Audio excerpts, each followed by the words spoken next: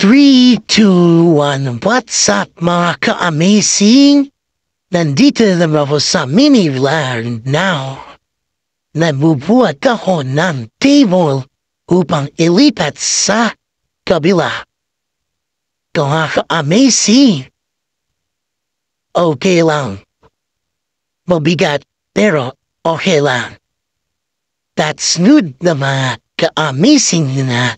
Salamat po sa inyo lahat sa pagpapanood sa aking mga ka-amazing.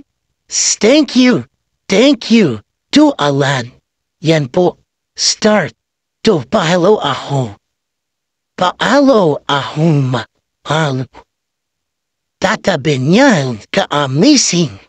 Yan inihila ho ang table upang ilipat sa kabila.